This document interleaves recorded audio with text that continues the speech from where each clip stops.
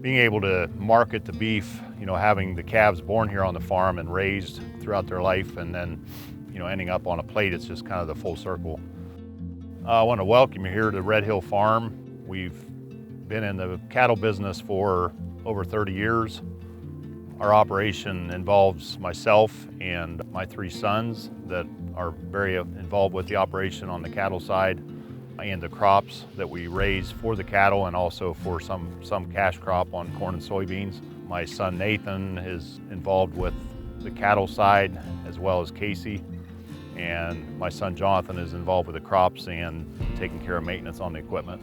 So the cattle here at Red Hill Farm are mostly an Angus base, so mostly black-hided cattle. Our cow-calf operation covers over 5,000 acres of owned and rented ground. We raise crops on about 2,000 acres, and we're also farming about 3,000 acres of hay ground, running cattle on pasture on about 6,000 acres of owned and leased ground. A lot of our bulls, we focus on getting bulls for feedlot, and we're running about 1,200 or close to 1,200 head of cattle, and we're currently feeding close to 1,200 calves as well. Our feedlot area here on site is on about 500 acres. All of our silage comes from the fields that we grow. Our distillers comes from corn that we take to the ethanol plant.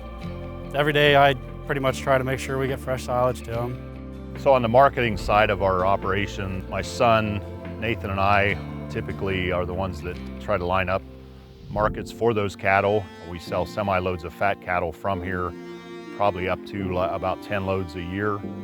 And typically we try to line those up as much as possible with the natural markets through Myers Natural Meats and Pineland Foods.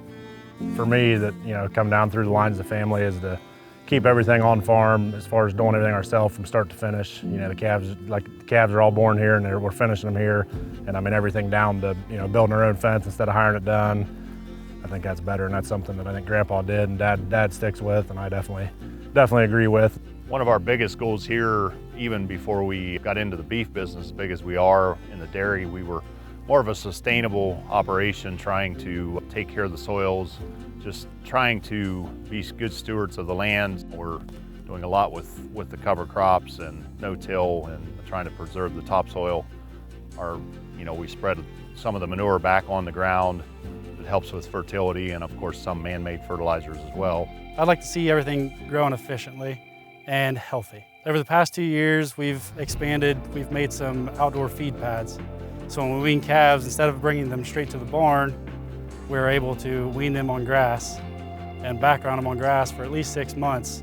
That way, everything seems to be healthier that way. They get acquainted with the feed, it's not a big rush, and they're still gaining really well. About 10 years ago, we decided to get in the restaurant business. We purchased a steakhouse that's near Cambridge, the Bear's Den Steakhouse, and that was a name from previous owners, but we continued that. The main reason for that is to be able to market our beef farm to table. That was our goals with that restaurant, and then we added a second one about 6 years ago. So we like to be able to market the beef that way, and we would like to continue to grow. I have actually some grandsons and a granddaughter that maybe in the future would be interested in helping here with the farm or the restaurants.